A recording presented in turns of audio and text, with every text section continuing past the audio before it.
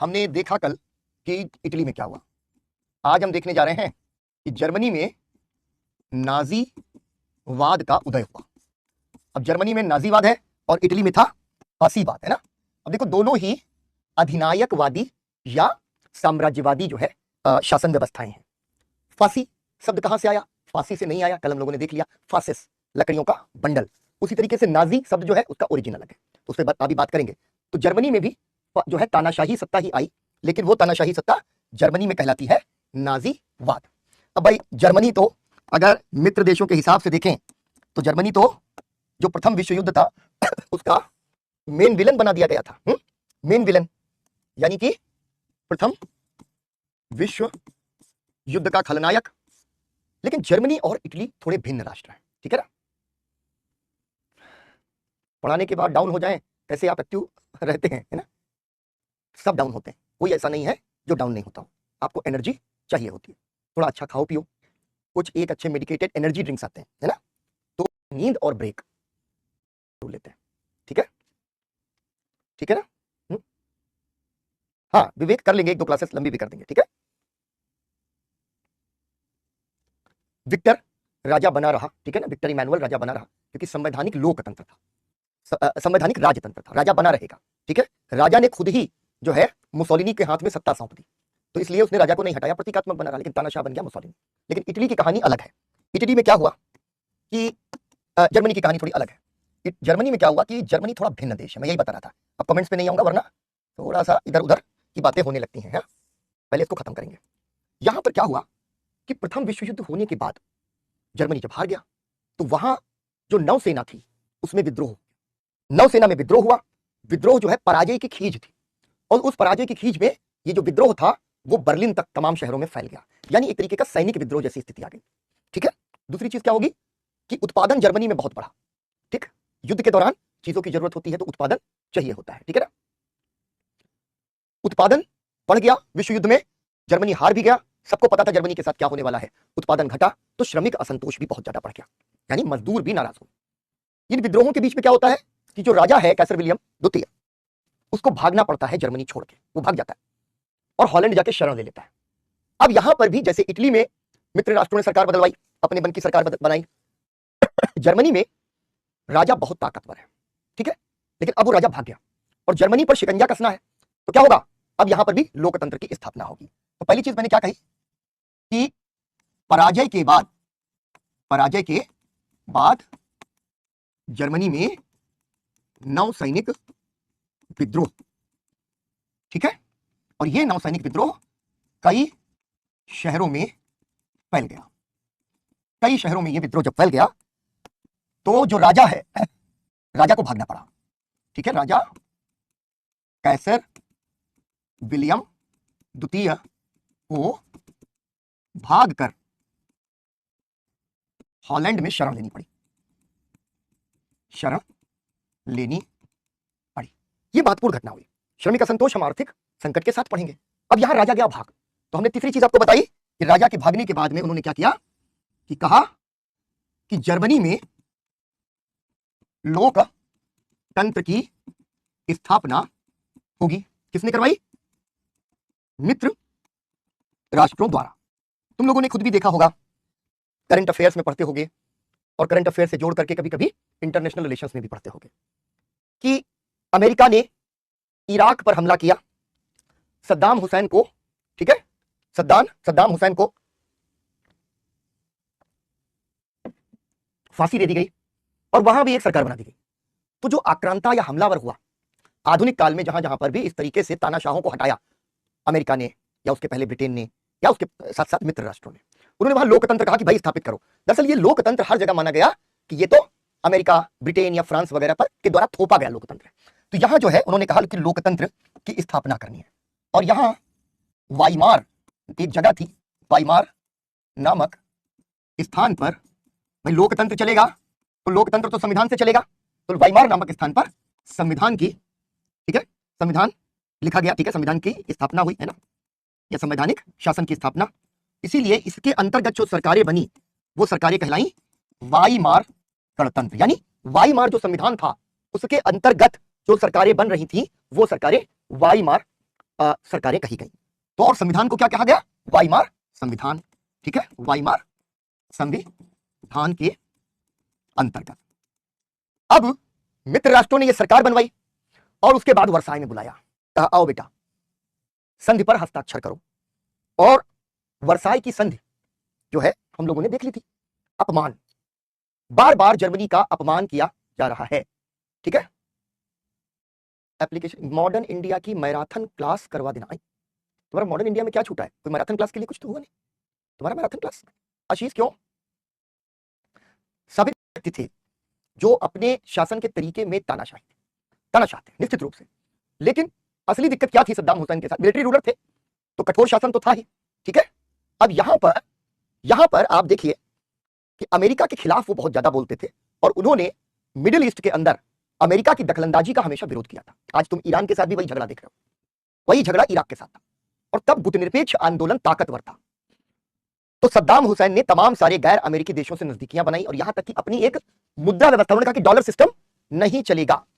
ठीक है, dollar system नहीं होगा, हम अल्टरनेट सिस्टम्स बनाए। एक क्लास वॉर की होगी, वॉर की क्लास, वॉर की अनुज कौन सी? ठीक है, तो डॉलर सिस्टम हटाएंगे। तो अमेरिका ने उन पर आरोप लगाया कि अमेरिका से ये चिढ़ते हैं, अमेरिका के खिलाफ है, इसलिए ये परमाणु बम और रासायनिक बम के निर्माण की तरफ आगे बढ़ गए और यूनाइटेड नेशंस के जो है जांच दल भेज दिए गए, अमेरिका भी आ गया, सब आ गए और आखिरकार अमेरिका ने हमला कर दिया इराक पर। हटाना था सद्दाम हुसैन को, बिना जो है किसी प्रॉपर ट्रायल के झटपट सद्दाम हुसैन को फांसी दे दी। इराक के साथ अमेरिका ने बहुत अन्याय किया था और जब भी ऐसा अन्याय किया जाता था तो कहा जाता था कि भैया ये तानाशाह था, हम लोकतंत्र लाए। आ गया क्या? यहां पर आ गया लोकतंत्र। ये जो वाइमार रिपब्लिक है, ये वाइमार गणतंत्र जो है उसी की सरकार ने, वाइमार सरकार, इसी ने वर्साय की संधि पर हस्ताक्षर किए।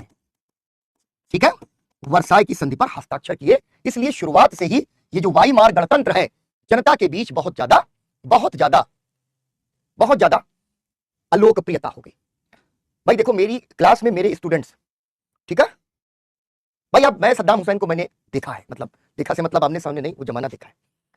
एक समय था जब यासिर अराफात फलस्तीन के नेता होते थे और भारत जैसे देशों के साथ और दुनिया के तमाम देशों के साथ उनके बड़े अच्छे संबंध थे और फलस्तीन को एक देश के रूप में मान्यता दी जाती थी।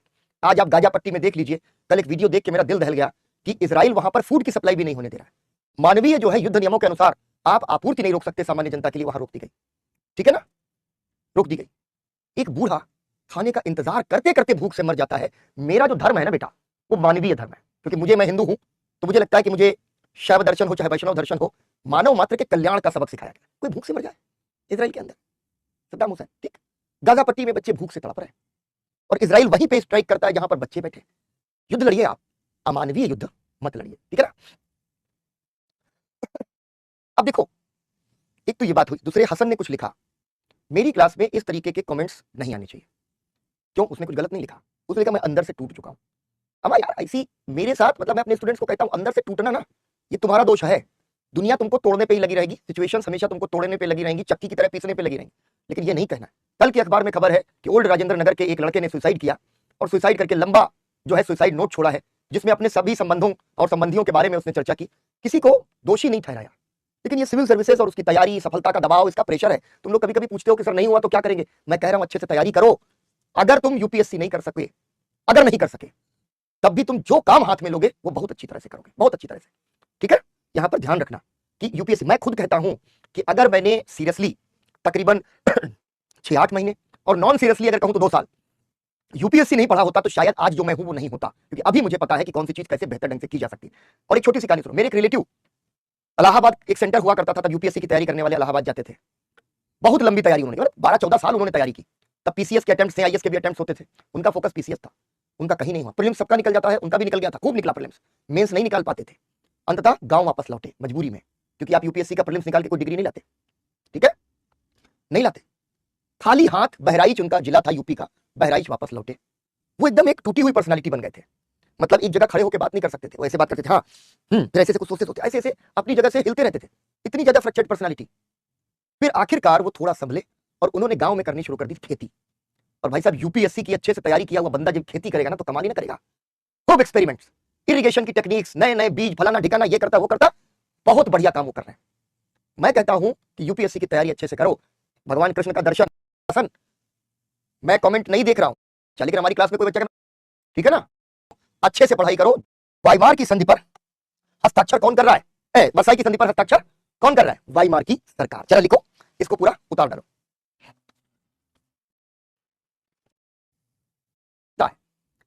मैं परेशान हो जाऊंगा अगर तुम में से कोई कहे कि सर मैं टूट रहा हूं। जूनी कहां है, मुझे चिंता है। मैंने एक दिन पूछा था जूनी कहां है। एक बार क्या हुआ कि रावण के गुरु थे, तो शिव जी से कहा कि करता है, बाकी सब कुछ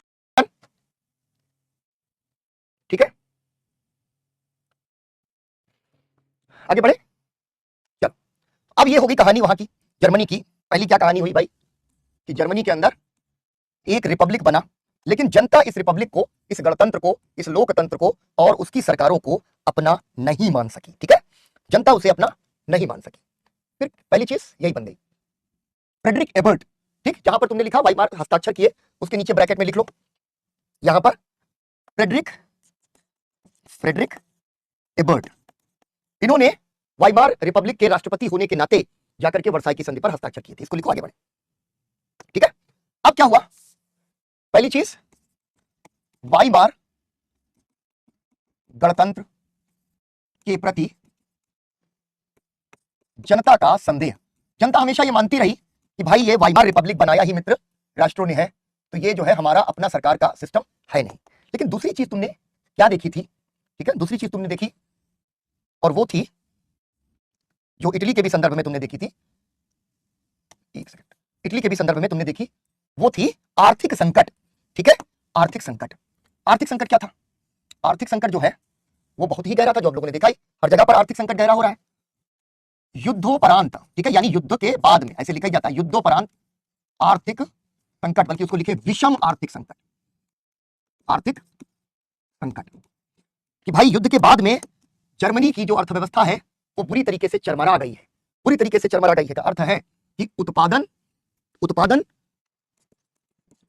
घट गया है, अभूतपूर्व रूप से उत्पादन घटा है। ठीक है, मुद्रास्फीति की समस्या है, मुद्रास्फीति की समस्या है, महंगाई चरम पर पहुंच गई है। ठीक है, चरम महंगाई हो गई है, बहुत बुरी, अभी देखेंगे हम लोग, महंगाई अपने चरम पर पहुंच गई है। श्रमिक असंतोष पैदा हो रहा है, श्रमिक वर्ग बड़ी तेजी से जो है ना आंदोलित हो रहा है, और उद्योग धंधे बंद हो गए हैं। उद्योग धंधे बंद हो गए, बहुत तरीके के उद्योग धंधे बंद हो गए हैं। और युद्ध के समय में युद्ध उत्पादन बहुत ज्यादा होता है ना, जो युद्ध में काम आए। जब आप पराजित हो गए हैं, युद्ध हार गए हैं, तो युद्ध उत्पादन, ठीक है, ठीक है, उत्पादन जो है वो गड़बड़ हो जाता है। ठीक, अब यहां पर आर्थिक संकट तो था ही था। ठीक है, आर्थिक संकट तो यहां पर था ही था, लेकिन जर्मनी को अगर अकेला छोड़ दिया जाता कि ठीक है जर्मनी तुम पराजित हुए, लेकिन हम तुम्हारी गर्दन, तुम्हारी मुंडी उमेटने का काम नहीं करेंगे, लेकिन यहां पर हारे हुए व्यक्ति का अपमान और उसकी जान निकाल देने की कोशिश। ठीक है, जान निकाल देने की कोशिश। तो यहां पर अगली जो बहुत बड़ी ग्रंथि बन गई वो थी वर्साई की संधि का अपमान। वर्साई की संधि का अपमान।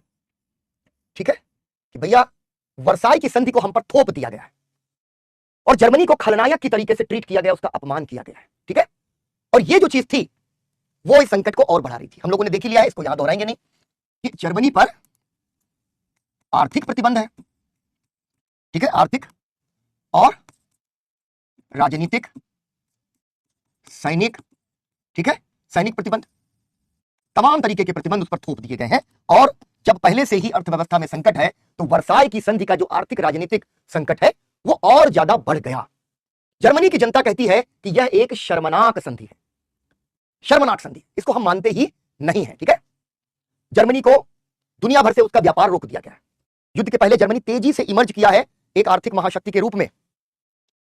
ठीक है, आर्थिक महाशक्ति के रूप में तेजी से वो इमर्ज कर रहा है।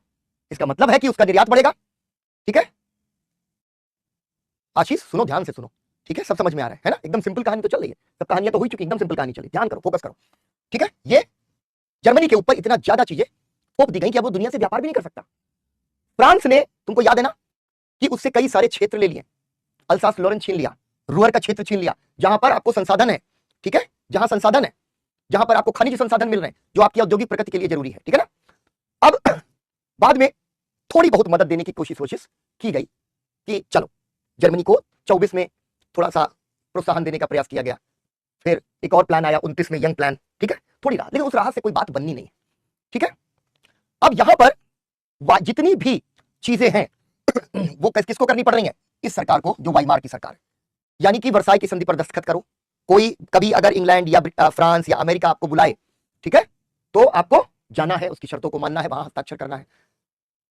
लीग ऑफ नेशंस बना, उसकी जबरदस्ती सदस्यता जर्मनी को दिलवाई गई, क्योंकि कहा गया सबसे ज्यादा तो पालन किससे करवाना है?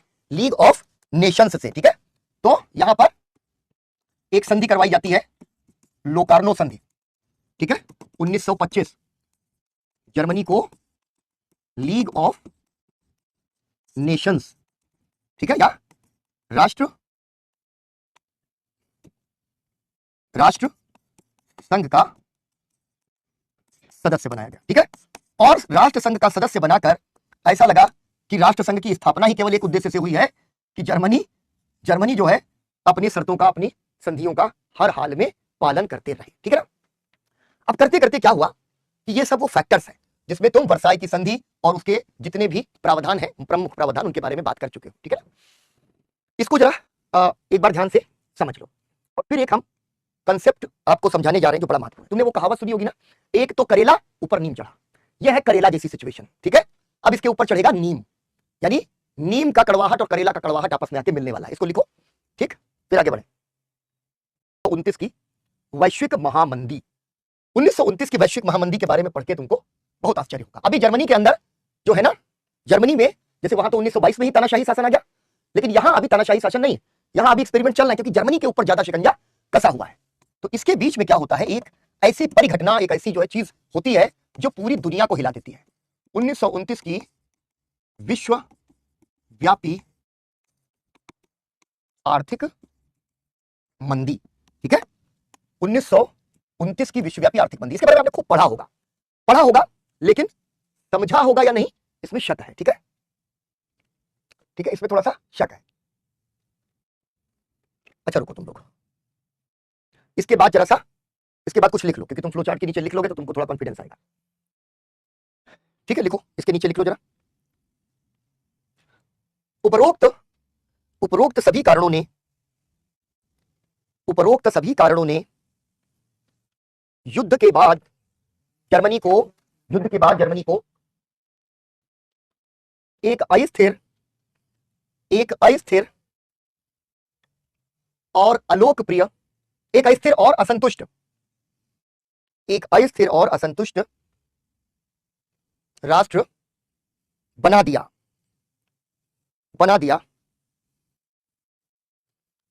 जर्मनी के भीतर वर्साई की संधि और आर्थिक संकट से बाहर निकलने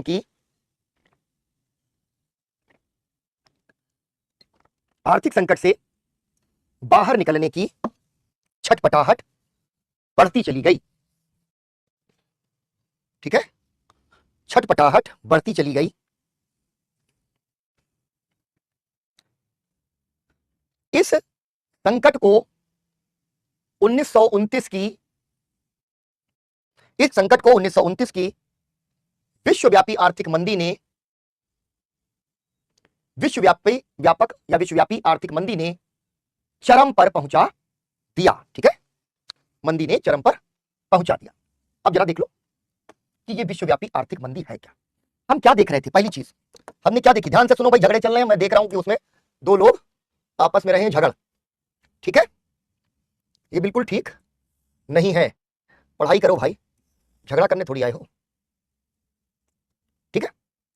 इसको जरा समझ लो कि यहां से ये, अगर हम इसको मान लें कि ये विश्व युद्ध के दौरान आर्थिक उत्पादन, ठीक है, आर्थिक उत्पादन का ये चार्ट है, इसका जो शीर्ष है, ठीक है, इसका जो शीर्ष है, ये शीर्ष कब है, जब विश्व युद्ध चल रहा है, ठीक, विश्व युद्ध जब चल रहा है। अब विश्व युद्ध चल रहा है तो विश्व युद्ध के दौरान तो उत्पादन चाहिए ही, अभी हार जीत तो हुई नहीं है, तो विश्व युद्ध के दौरान, ठीक है, एकदम पीक पर पहुंच गया। लेकिन जैसे ही विश्व युद्ध समाप्त हुआ, यह उत्पादन लुढ़क के चला गया बहुत नीचे, ठीक है, बहुत नीचे। और यहां पर जब यह उत्पादन एकदम समाप्त हो गया, क्योंकि दुनिया में जो युद्ध के उत्पाद चाहिए थे, उसके लिए बड़ा बाजार बन गया, हर कोई युद्ध में है, लेकिन जैसे युद्ध खत्म हुआ तो उसकी जरूरत खत्म हो गई। तो ये क्या हुआ कि विश्व युद्ध के बाद उत्पादन और मांग में भारी गिरावट आ गई। उत्पादन और मांग में आ गई भारी गिरावट, और यही वो बड़ा संकट है जो कहीं ना कहीं बहुत ज्यादा भारी पड़ गया जर्मनी के लिए। ठीक है ना, जर्मनी के लिए स्थितियां सबसे अधिक खराब हो गई। जर्मनी के लिए, जर्मनी पर सबसे प्रतिकूल प्रभाव पड़ा। ये जो जर्मनी पर प्रतिकूल प्रभाव पड़ा, उसने क्या किया, 1929 की विश्वव्यापी आर्थिक मंदी, जिसके कारण कुछ और थे उत्पादन से, जिसका फर्क पूरी दुनिया पे पड़ रहा है, इसीलिए इसको क्या कहा जा रहा है, विश्वव्यापी। ये केवल किसी एक देश तक सीमित नहीं है, कुछ ऐसा हो गया है कि पूरी की पूरी दुनिया की इकोनॉमी एक जगह आके इकट्ठा हो गई। समझ लो इसको, ठीक है, क्या हुआ क्या, ठीक, विश्वव्यापी आर्थिक मंदी। और यहां पर एक करामात देखना, अभी तुम अमेरिका को पूछ रहे हो ना कि अमेरिका कैसे दुनिया को गुलाम बना रहा है, ये समझ में तुम लोगों को आ जाएगा। जर्मनी पर पड़ रहा है प्रतिकूल प्रभाव, लाखों लोग बेरोजगार हो गए हैं, मुद्रा स्फीति जो हमने कहा ना, उसका संकट आ गया है। अभी लिखवा दूंगा, समझ लो। करेंसी यानी जर्मन करेंसी की हालत यह हो गई है कि कुछ एक फोटोग्राफ्स हैं, वो फोटोग्राफ तुमको बड़े इंटरेस्टिंग लगेंगे कि विश्वव्यापी आर्थिक मंदी के बाद जिन लोगों के पास तिजोरियों में बहुत ज्यादा गड्डियां रखी थी, जो बड़े अमीर अमीर टाइप के लोग थे, ठीक है, वो जो गड्डियां थी उनकी कीमत इतनी कम हो चुकी थी कि कई बार वहां पर एक ब्रेड खरीदना सामान्य जनता के लिए मुश्किल हो गया था। मतलब आज की डेट में अगर आपके पास जेब में 20 रुपया है तो आप एक ब्रेड खरीद लोगे, लेकिन अगर यही ब्रेड 200 रुपया में बिकेगी तो आप असंतुष्ट होगे। लेकिन अगर यही ब्रेड 2 लाख रुपया में बिकने लग जाए, ठीक है, तो आप कहोगे साला पैसा कोई कीमत है, 2 लाख रुपया में एक ब्रेड मिल रही। इतना गहरा संकट है जर्मनी के अंदर कि लोगों ने अपनी गड्डियां बच्चों को खेलने के लिए दे दी कि जाओ बेटा चिल्ड्रंस बैंक वाले जैसे नोट ना खेलो, असली नोट खेल लो, इसकी कोई कीमत नहीं। जर्मनी की सच्ची घटना है, जर्मनी की हालत यहां पर यह हो गई है। और इसीलिए जब आर्थिक संकट आता है, विश्वव्यापी आर्थिक संकट, तो जर्मनी में आवाज उठती है कि अब कोई चाहिए, मजबूत आदमी चाहिए। एनसीईआरटी में दिया है बिल्कुल। तो यहां पर एक बोरा एक ब्रेड, तो लोगों ने कहा फेंको साला पैसा वैसा। इस गुस्से के बाद लोगों को लग रहा है अब वर्साई की संधि का उल्लंघन करने वाला कोई चाहिए, वाइमार रिपब्लिक को उखाड़ फेंकने वाला कोई चाहिए। ये असंतोष यहां पर बनने लगता है। अब देखो यहां पर एक चीज देख लो कि ये तो जर्मनी की बात हुई, लेकिन बात हमें करनी है विश्वव्यापी आर्थिक मंदी की। ये तो जर्मनी की स्पेसिफिक सिचुएशन पर हमने बात कर ली। ये पैदा कैसे हो रही, देखो कठिन से कठिन। मैं तुमको सच बताऊं, जब मैं तैयारी कर रहा था तो ऐसी ऑनलाइन कोचिंग्स, गूगल, यूट्यूब, ये सब तो थे नहीं। विश्वव्यापी आर्थिक मंदी को समझने में बहुत मुश्किल हुई, बहुत ज्यादा मुश्किल हुई, क्योंकि किताब में जो पढ़ रहे थे वो किताब में हमें समझ में नहीं आया कि कहानी क्या है। अब देखो है क्या, यहां पर विश्व युद्ध के दौरान क्या हुआ है, विश्व युद्ध के दौरान क्या चल रहा है, अति उत्पादन की समस्या है। अति उत्पादन यानी हर देश, क्योंकि मांग बहुत ज्यादा है, ठीक है, अभी अभी अभी बताते बेटा, एशिया इंडिया, जो इतनी मांग है उस मांग की वजह से क्या हुआ कि बहुत तेजी से जो है उत्पादन बढ़ा। सबसे ज्यादा जो बढ़ा उत्पादन इस दौरान, वो बढ़ा अमेरिका में, यानी अमेरिका में सबसे ज्यादा उत्पादन बढ़ा। क्यों? क्योंकि अमेरिका बहुत देर में युद्ध में आता है, इसीलिए अपने यहाँ कुछ कोई युद्ध नहीं लड़ता। अमेरिका बहुत ही चंटा है। अमेरिका वो लड़का है, वो लड़ाका लड़का है जो किसी से झगड़ा हो रहा है इधर और अपने घर में झगड़ा हो रहा है तो कहता बेटा बाहर मिलो, ठीक है। क्यों? क्योंकि अपने घर में अगर झगड़ा हो रहा है तो झगड़े में क्या होगा, टीवी टूट जाएगा, टेबल टूट जाएगी, सोफा फट जाएगा, ठीक है, लैंप टूट जाएंगी, फर्नीचर वर्नीचर नुकसान हो गया और क्रॉकरी टूट गई, सब कुछ होगा नौटंकी। इसलिए वो कहता बाहर मिलो। लेकिन अमेरिका इससे भी ज्यादा लड़ाका है, वो इंतजार करेगा, दम खा लेगा। अच्छा बेटा मेरे घर में बैठे हो, झगड़ा कर रहे हो, कोई बात नहीं, मैं सुन लूंगा 4 बातें। नहीं भैया मुझे लड़ाई नहीं करनी, आप अपने घर जाओ। आप जब अपने घर पहुंच जाओगे और ये अपने घर से बाहर निकलेगा और फिर आके आपके घर पे हमला कर देगा, जहां आपका फर्नीचर टूटे, आपकी क्रॉकरी टूटे, ठीक है, और जो है चाहे आपका कुछ भी नुकसान हो। अमेरिका इस तरीके का देश है। तो अमेरिका भी क्या कर रहा है, अमेरिका खूब उत्पादन कर रहा है, हथियारों का उत्पादन कर रहा है, अनाज का उत्पादन कर रहा है, फूड ग्रेन। आज तुम देख रहे हो ना कि फूड ग्रेन मार्केट, अमेरिका कह रहा है कि हमको फूड ग्रेन मार्केट में आने दो, खाद्यान्न उत्पादन में आने दो, हम खाद्यान्न बाजार में आना चाहते हैं। भारत कह रहा है नहीं भैया हमको अपने लोग बचाने हैं। क्यों? क्योंकि ये प्रथम और द्वितीय विश्व युद्ध के बीच अमेरिका दुनिया की अर्थव्यवस्था पर नियंत्रण कर रहा है। तो खाद्यान्न का उत्पादन है, हथियारों का उत्पादन है, कपड़े का उत्पादन है, युद्ध के समय हर चीज की मांग बढ़ जाती है, ऑटोमोबाइल्स का उत्पादन है, ठीक है, नई नई टेक्नोलॉजीज का उत्पादन है, ठीक, तो सब उत्पादन बढ़ रहे हैं। तो अमेरिका में उत्पादन बढ़ गया सबसे ज्यादा, एकदम चरम पर यहां पर पहुंच गया। दूसरा एक देश था जो जापान है, जो लेट आया, और जापान अपने औद्योगिकरण को बहुत तेजी से बढ़ा रहा है, ठीक है ना। लेकिन जापान की कहानी नहीं, यहां पर हमारी कहानी क्या है, अभी है अमेरिका को समझना। उत्पादन बढ़ तो गया क्योंकि कल कारखाने खोल दिए, लेकिन जब उत्पादन घटेगा तो कल कारखाने जो है ना उत्पादन तो कर रहे हैं, बिकेंगे कहां? यानी अति उत्पादन की समस्या आ गई। अति उत्पादन की समस्या से क्या हुआ, अक्टूबर 1929 में, अभी लिख लेना सब, अक्टूबर 1929 में क्या हुआ कि अचानक से जो न्यूयॉर्क स्टॉक एक्सचेंज था वो धड़ाम हो गया। आजकल तुम लोग खबर सुनते हो ना, अखबार पढ़ते हो, शेयर बाजार धड़ाम, ठीक है ना, शेयर बाजार में उछाल उछाल धड़ाम, ठीक है, धराशायी, ये सब शब्द चलते हैं। तो वहां क्या हो गया, 50 अरब डॉलर घट से नीचे गिर गया न्यूयॉर्क स्टॉक एक्सचेंज। दुनिया की अर्थव्यवस्था में अब अमेरिका के शेयर बाजार का गिरना बहुत बहुत बड़ी खबर थी, क्योंकि बड़े बड़े निवेशकों का निकल गया दिवाला। तो कोई कह सकता सर ये तो अमेरिकन संकट था, इसका हमसे क्या लेना देना, दुनिया के बाकी देशों से क्या लेना देना ना। दूसरी भी चीज समझ लो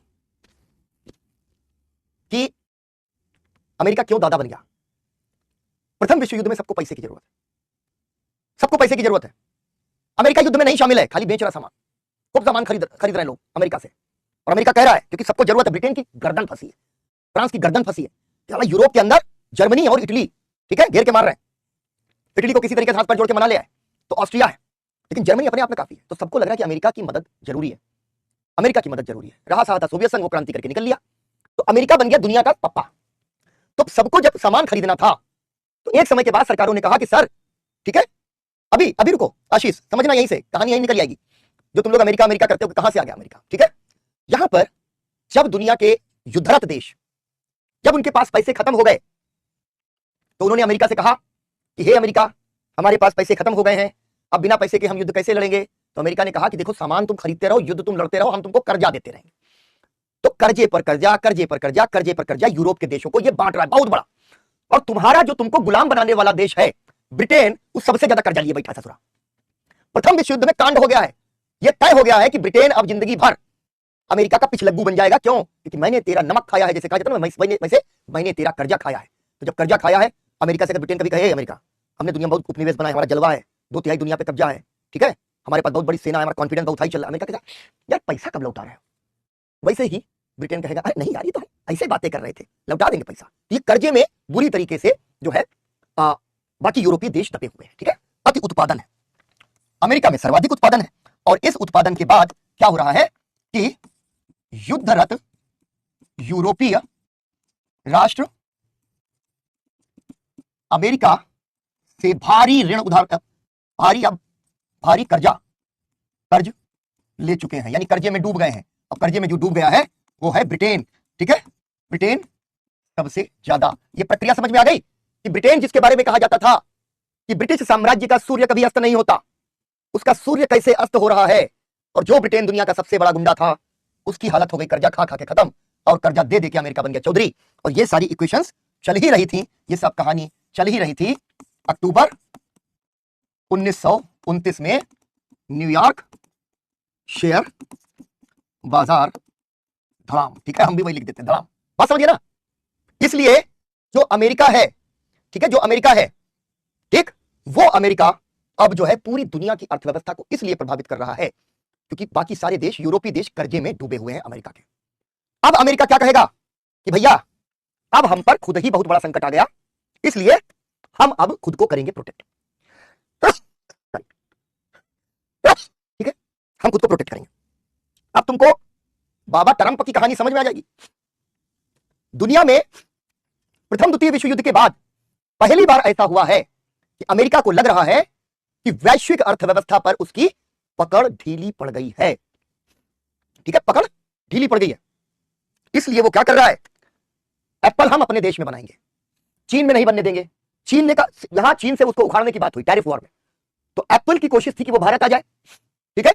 अमेरिका ने कहा नहीं, अब भैया मैन्युफैक्चरिंग सेक्टर वापस लाओ। दिक्कत क्या है, अमेरिका अब केवल और केवल नॉलेज इकोनॉमी है, उसकी मल्टीनेशनल कंपनीज केवल वहां हेडक्वार्टर खोल के बैठी, प्रोडक्शन हो रहा दुनिया के बाकी देशों में, ठीक है। तो यहां पर अमेरिका आज जो कर रहा है टैरिफ वॉर, इस पर इतना टैरिफ, उस पर उतना टैरिफ, तुम पर प्रतिबंध लगा देंगे, तुम रूस से तेल खरीदोगे तो हम तुम्हारा तेल निकाल देंगे, टाइप का जो डायलॉग बाजी चल रहा है ट्रंप का, वो प्रोटेक्शन के लिए चल रहा है। तो जैसे ही शेयर बाजार धड़ाम होता है, वैसे ही अमेरिकी अर्थव्यवस्था अपने आप को सिकोड़ लेती है, ज्यादा आयात कर लगा देगी, ठीक है, आयात कर लगा देगी, यानी बाहर से जो सामान अमेरिका में आयात हो रहा है उस पर ज्यादा टैक्स लगा देगी।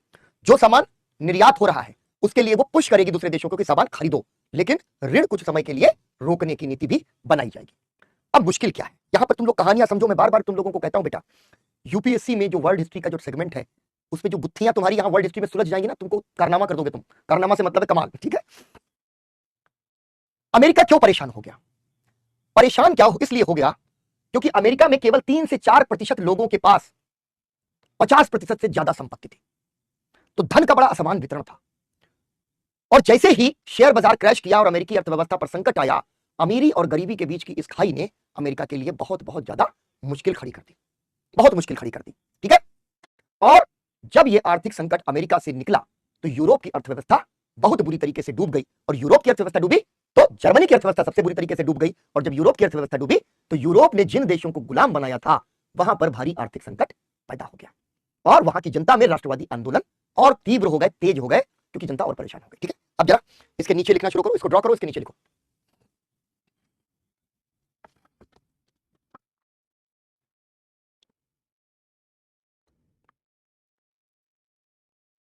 जैसे भारत, बिल्कुल आशीष। चलो इसके नीचे लिखो जरा। विश्वव्यापी आर्थिक मंदी का सबसे बड़ा कारण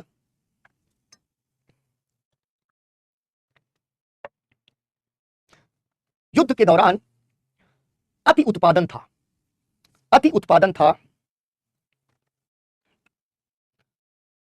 अमेरिका और जापान जैसे देशों में नए नए उद्योग धंधे स्थापित हुए थे, क्योंकि युद्ध ने हथियार, गोला बारूद,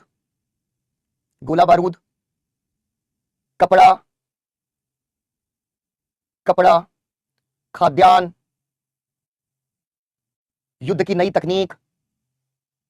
नई तकनीक सहित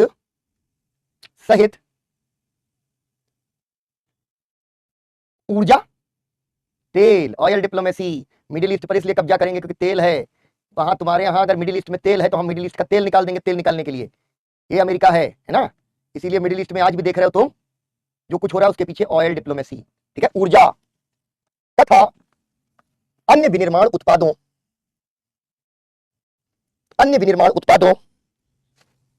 की मांग को बहुत अधिक बढ़ा दिया,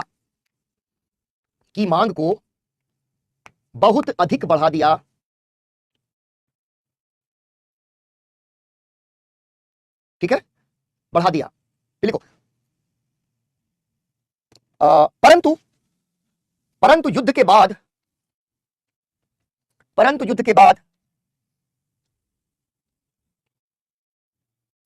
बिल्कुल अनुराग, कहानियां गुत्थियां यहीं से समझोगे तुम लोग। मैं हमेशा कहता हूं कि वर्ल्ड हिस्ट्री में सेकेंड वर्ल्ड वॉर तक की कहानी केवल तुमको इतिहास में समझ में आती है, उसके बाद की कहानी तुमको इंटरनेशनल रिलेशन और पॉलिटिक्स में समझ में आ जाती है। ये वाली गुत्थियां तुमको इतिहास खोल के देता है ना। चलो क्या बोला है? परंतु युद्ध के बाद मांग अचानक से, ठीक है, मांग अचानक से बहुत कम हो गई। परंतु उत्पादन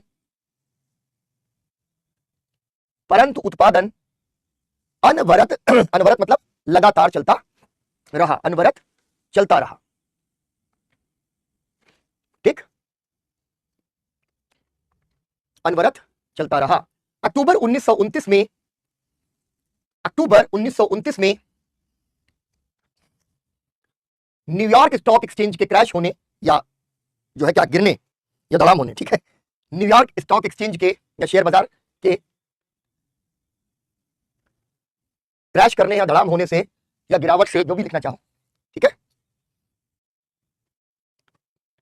न्यूयॉर्क शेयर बाजार के अचानक धड़ाम होने से अमेरिका की अर्थव्यवस्था गहरे संकट में आ गई।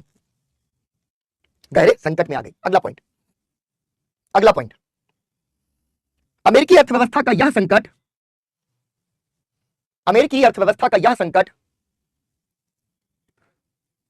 विश्वव्यापी हो गया क्योंकि क्योंकि युद्धरत यूरोपीय राष्ट्र क्योंकि युद्धरत यूरोपीय राष्ट्रों ने युद्धरत यूरोपीय राष्ट्रों ने युद्धरत यूरोपीय राष्ट्रों ने अमेरिका से भारी कर्ज ले रखा था। अमेरिका से भारी कर्ज ले रखा था। युद्ध में अमेरिका काफी देर से शामिल हुआ काफी देर से शामिल हुआ और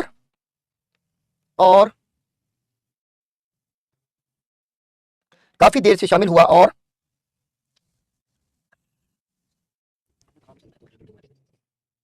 ठीक है, शामिल हुआ और युद्ध में ना होने का पूरा लाभ उठाया।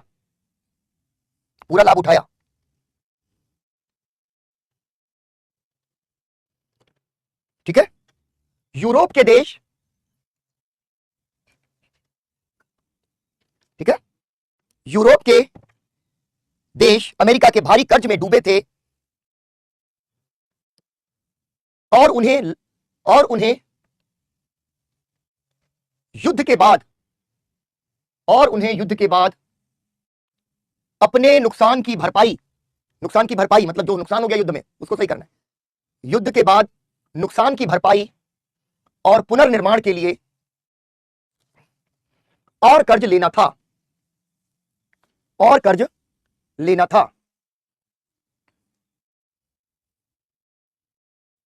पूर्ण विराम। इसलिए अमेरिका का संकट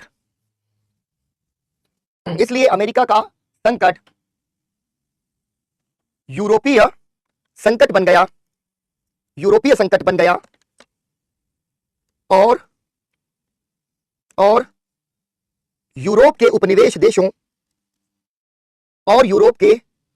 उपनिवेश देशों तक फैलकर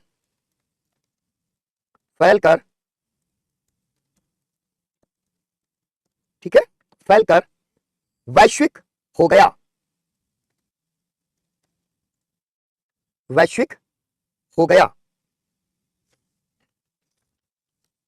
ठीक है, अब देखो जरा खेल दूसरी तरफ।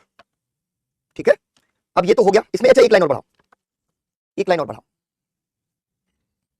लिखो, इन सभी परिस्थितियों का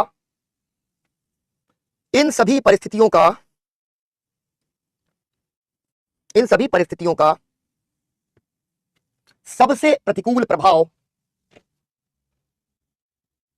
बिल्कुल सब बनाएगा, मुर्गा बनाएगा, नाटो सदस्य छोड़ दो, ठीक है, मुर्गा बनाएगा इनको सबको।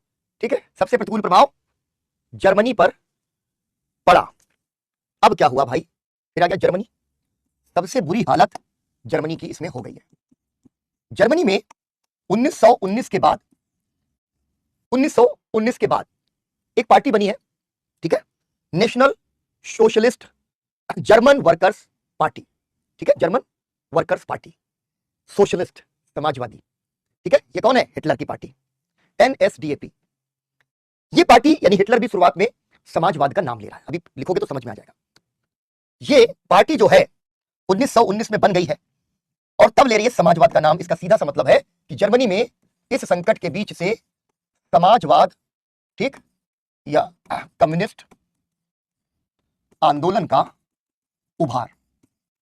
और इस उभार की एक नेता है सबसे बड़ी, रोजा लग्जमबर्ग। ठीक है, रोजा लग्जमबर्ग। समाजवाद तेजी से बढ़ रहा है। इस आर्थिक संकट में समाजवाद बढ़ रहा है। इसका सीधा सा अर्थ क्या है कि श्रमिक वर्ग आंदोलित एवं सशक्त हो रहा है। ठीक है, श्रमिक वर्ग बहुत सशक्त हो रहा है। अब भैया ये बताओ कि जब ये दोनों चीजें आपस में मिल गई, ठीक है, ये दोनों चीजें जब आपस में मिल गई तो संभावना क्या है कि खतरा पैदा हो गया। खतरा यह, ठीक है, रुको, खतरा यह पैदा हो गया कि कहीं रूसी क्रांति जैसी क्रांति जर्मनी में ना हो जाए। ठीक है, ठीक, यह खतरा है। ये खतरा किसको किसको लग रहा है? इतनी मेहनत से हमने तुमको इसलिए ये पढ़ाया कि भैया तुमको कुछ गुत्थियां सुलझ जाएंगी, तुम्हारा वर्ल्ड हिस्ट्री पढ़ना सफल हो जाएगा कि प्रथम विश्व युद्ध के दौरान और उसके बाद दुनिया में पूंजीवाद बनाम समाजवाद की लड़ाई गहरी हो गई है। ठीक है, और जो मित्र राष्ट्र हैं उसमें जीते हुए देश भी रूस से घबरा रहे हैं और हारे हुए देश भी रूस से घबरा रहे हैं। सबसे ज्यादा कौन घबराएगा? पूंजीपति वर्ग। इसके साथ कौन आ जाएंगे? क्योंकि सेना, जब युद्ध लड़ते हैं ना तो सेना बहुत ताकतवर हो जाती है। आप बनने जा रहे हैं प्रशासक, जब आप प्रशासक बन रहे हैं तो आपको यह पता होना चाहिए कि अगर आप किसी जिले में हैं और वहां पर सेना बुलानी पड़ रही है तो सेना पर किसका नियंत्रण हो जाएगा? डिस्ट्रिक्ट मजिस्ट्रेट का। तुम लोग जब फ्लैग मार्च निकलेगा तो सबसे आगे डीएम की गाड़ी, उसके पीछे एसपी की गाड़ी, उसके पीछे जो है सेना। सेना नागरिक नियंत्रण में है, लेकिन जब युद्ध है तो सेना बहुत ताकतवर है। और हमने क्या देखा था? जर्मनी में सैन्यवाद की प्रवृत्ति, याद है ना? तो सैनिक बहुत जो है तगड़े से वो हो रहे हैं। ठीक है, और यहां पर ये दोनों के दोनों इंतजार पूंजीपति नेता नहीं हो सकता। असंतुष्ट सैनिक अपना नेतृत्व करने में सक्षम नहीं है। सक्षम कौन है? दक्षिणपंथी। और उन दक्षिणपंथियों में जो है एक नाम है एडोल्फ हिटलर का। और ये आदमी ऐसा है कि आज भी अगर किसी को बौद्धिक गाली देनी हो तो उसको कह दो हिटलर है। बुद्धिजीवी लोग समझ जाएंगे कि बहुत ही खराब नीच किस्म का गलत आदमी कोई है है ना? ऐसा नाम बन गया हिटलर। तो हिटलर जो है वो यहां पर उभर रहा है। शुरुआत में खुद को समाजवादी कह रहा है, फिर 19 से ये पार्टी बना ली इसने। पार्टी बनाने के बाद में 1923 में ये करता है कोशिश एक तख्ता पलट। फिर पहली चीज तो कि तख्ता पलट कर दो। पहले तो ये हमला करता है, कम्युनिस्टों पे हमला, समाजवादियों पे हमला। छोटी पार्टी है लेकिन हमला करना इसका तरीका है। और यहां पर 23 में ये एक जनरल होता है लुडेनडॉर्फ। लुडेनडॉर्फ के साथ मिलकर के तख्ता पलट की कोशिश करता, भेज दिया जाता जेल में। और जेल में वो अपनी एक आत्मकथा लिखता है और वो आत्मकथा आपको दुनिया की बेस्ट सेलर बुक्स में मिलेगी। और हर रेलवे स्टेशन, हर बस स्टेशन, हर किताब की दुकान पे माइन काम्फ। ठीक है, माइन काम्फ, मेरी कहानी मेरी आत्मकथा। ये किताब उसने लिखी। 23 के बाद वो जेल में रहा। उसने लोगों को बताया कि मेरे पास एक घुट्टी है, उस घुट्टी को जब मैं पिलाऊंगा, ठीक है, तो जर्मनी के सारे संकट का समाधान हो जाएगा। और वो संकट का समाधान हिटलर कर सकता है। ये धीरे धीरे जनता के अंदर बात फैलती चली जाएगी। बावजूद इसके ऐसा नहीं होगा कि हिटलर कोई बड़ी तेजी से राइज कर जाए। इसका पता आपको कैसे चलता है? 1928 में 1928 में एक चुनाव होता है। ठीक, जो हिटलर की पार्टी है उसको मिलते हैं 2.6% वोट। कुछ नहीं, 2.6। लेकिन आर्थिक मंदी आती है और उसके बाद जब 1932 में चुनाव होता है तो हिटलर को मिलते हैं 37% वोट। देख रहे हो ना, 37% वोट।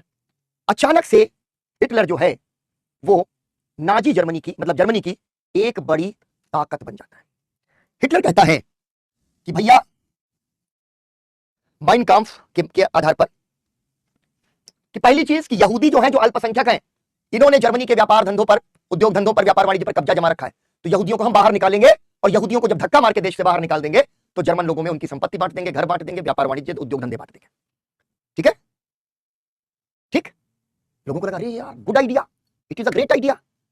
यहूदी बड़े मेहनती लोग हैं, व्यापार बना लिया है, बहुत कहीं अभी, लेकिन बहुत व्यापार बना लिया, बहुत समृद्ध, मेहनती बहुत है। तो उनका सब छीन के मिल जाएगा किसको? जर्मन्स को। यहूदियों को बाहर भगा देगा हिटलर। पहला तो फायदा ये हुआ। दूसरी चीज उसने कहा उग्र राष्ट्रवाद, जर्मन राष्ट्रवाद। और जर्मन राष्ट्रवाद दुनिया पर शासन करेगा।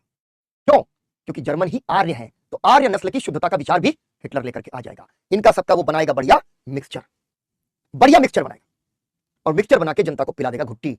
और उसके बाद वो कहता है कि अगर मुझे सत्ता मिली तो मैं वर्साई की संधि जो है ना, उसके एक एक अपमान का बदला लूंगा, माँ का, बाप का, सबका बदला लेगा फजलवा। ये हिटलर वहां की जनता को कह देता है और जनता कहती ले बेटा तुमको हम देते हैं राज।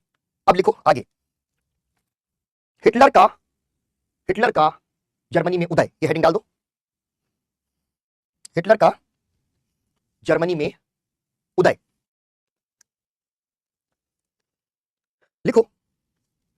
जर्मनी के भीतर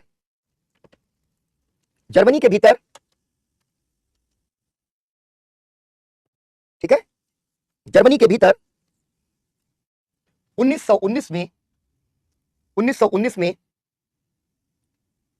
एक राजनीतिक दल का गठन हुआ। ठीक है, एक राजनीतिक दल का गठन हुआ जिसका अर्थ था जिसका नाम था राष्ट्रीय या नेशनल सोशलिस्ट, ऐसे लिखो, national socialist German workers party. ठीक है, जर्मन वर्कर्स पार्टी। अब नेशनल को जर्मन भाषा में जो है, जो कहा जाता था, बड़ा लंबा सा कठिन जटिल नाम है, नेशनल सोशलिस्ट। नेशनल सोशलिस्ट, ठीक है ना, सोशलिस्ट और नेशनल को मिला दिया इसने, तो इसकी शॉर्ट फॉर्म नेशनल सोशलिस्ट की धीरे धीरे हो गई नाजी। ठीक है, शॉर्ट फॉर्म में नाम रख दिया गया राष्ट्रीय समाजवादी जर्मन श्रमिक पार्टी। ठीक है, तो वहां से नाजी शब्द का उदय हुआ। और उल्टा स्वास्तिक जो है वो नाजी पार्टी का चिन्ह बन गया, नाजी पार्टी का चिन्ह। ठीक, और भैया ये बन गया खौफ, नाजी पार्टी का ये चिन्ह है। ठीक है, तो तुमने लिखा कि नेशनल, लिखा क्या है, पूरा लिख दिया, सेंटेंस में लिखा है, जर्मन वर्कर्स पार्टी का गठन हुआ राष्ट्रीय और समाजवाद 19 बोला है, 19। ठीक है, तुरंत राष्ट्रीय और समाजवाद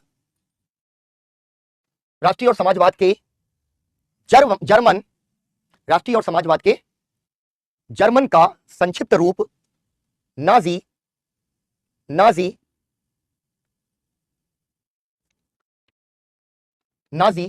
ही इस पार्टी का लोकप्रिय नाम पड़ा, जिसे नाजी पार्टी और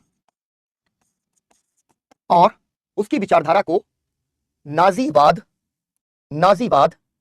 कहा गया। इसका नेता एडोल्फ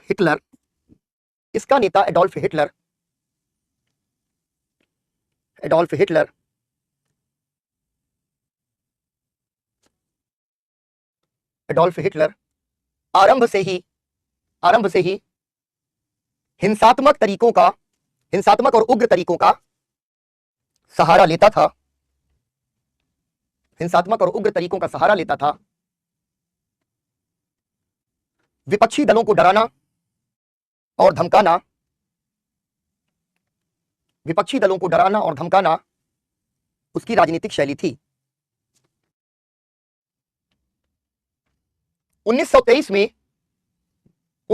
में उसने वाइमार सरकार का तख्ता पलट करने का प्रयास किया, जिसे हिटलर लुडेनफोर्ड, ठीक है, लुडेनडॉर्फ, जिसे हिटलर लुडेनडॉर्फ पुच का मतलब है पुश, ये प्रयास किया है तख्ता पलट का, जिसे हिटलर लुडेनडॉर्फ पुच के नाम से जाना जाता है। ठीक है, हिटलर लुडेनडॉर्फ पुच के नाम से जाना जाता है। ठीक है, ब्रैकेट में लिख लेना म्यूनिक पुच, कहीं पर म्यूनिक पुच भी नाम तुमको दिखाई देगा। ठीक है ना, और कहीं पर इसको बियर हॉल पुच भी कहते हैं, तुमको बहुत ज्यादा इसमें ध्यान नहीं देना। बियर हॉल पुच, बैठ करके एक जगह पर चर्चा होती है, लुडेनडॉर्फ और इसके बीच में समझौता होता है, और ये जो है सोचते हैं कि हम तख्ता पलट कर देते हैं। इसको बाद लिखो, तख्ता पलट विफल हो गया और हिटलर को जेल हो गई। तख्ता पलट विफल हो गया और हिटलर को जेल हो गई।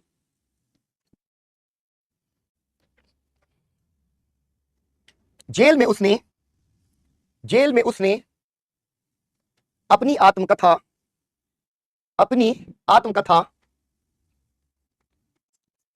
माइन काम्फ, ठीक है, माइन काम्फ,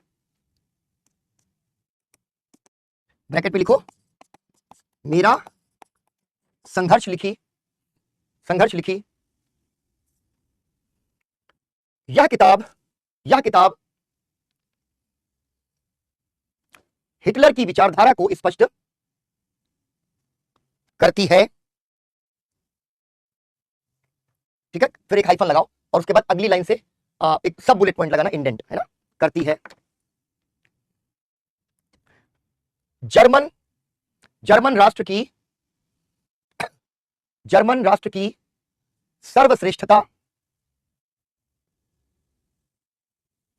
ठीक है, जर्मन राष्ट्र की सर्वश्रेष्ठता। हनुमंत धाम कौन जा रहा है भाई? हनुमंत धाम कौन जा रहा है? लखनऊ में रहता है कोई? पहली चीज, जर्मन राष्ट्र की सर्वश्रेष्ठता का का उग्र जर्मन राष्ट्रवाद, उग्र जर्मन राष्ट्रवाद, ठीक है, उग्र जर्मन राष्ट्रवाद। अगला पॉइंट लिखना, वाइमार रिपब्लिक, वाइमार रिपब्लिक का उग्र विरोध और तानाशाही की प्रशंसा, तानाशाही की प्रशंसा। वर्साय की संधि के उल्लंघन, वर्साय के संधि के उल्लंघन की इच्छा। अगला लिखना, रूसी क्रांति, कम्युनिस्ट और समाजवाद का विरोध, रूसी क्रांति, कम्युनिस्ट और समाजवाद का विरोध, का विरोध। जर्मन आर्यों को, जर्मन आर्यों को सर्वश्रेष्ठ नस्ल मानने का सिद्धांत, ठीक है, ठीक है,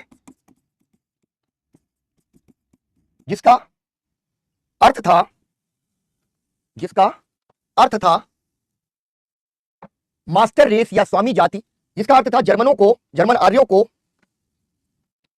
जिसका अर्थ था जर्मन आर्यों को मास्टर रेस या स्वामी जाति मानना। इसे हेरनवोल्क, इसे हेरनवोल्क भी कहते थे, ठीक है। अगला इसको लिखो, लेम्बेस राउम, ठीक है, या लेम्बेस रोम। पूर्वी यूरोप में, पूर्वी यूरोप में जर्मनी के विस्तार, पूर्वी यूरोप में जर्मनी के विस्तार का सिद्धांत, ठीक है, का सिद्धांत। अब देखो, हिटलर ने खुफिया पुलिस बना ली, अपने अंगरक्षक बना लिए, यहूदियों पर अत्याचार करने लग गया, उनके लिए गैस चैम्बर बना दिए, गैस चैम्बर। यहूदियों को कहीं किसी हॉल में रोका गया और अचानक से जहरीली गैस उसके अंदर डाल दी गई, हॉल में सबका दम घुट गया, सब मर गए। या इलेक्ट्रोक्यूशन, यहूदियों को उनके घरों से पकड़ के लाया गया, एक जगह पे ले जाया गया जिसको कॉन्सेंट्रेशन कैंप कहते थे। कॉन्सेंट्रेशन कैंप के अंदर ऊपर वाले फव्वारे लगे हुए थे और नीचे लोगों को कहा जाता था कि सारे कपड़े उतारो। लोगों को एकदम नग्नावस्था में ले जाया जाता था और एकदम सटे सटे, कई बार हजारों लोग एक हॉल में भेज दिए जाते थे नहाने के लिए कि आपको स्वच्छ करना है ऊपर से, ठीक है, स्वच्छ करना है। ऊपर से पानी डाला जाता था कि नहाओ, लोग नहाना शुरू करते थे, अचानक से बिजली का करंट उसमें डाल दिया था, इलेक्ट्रोक्यूट, हजारों लोग एक साथ मर गए।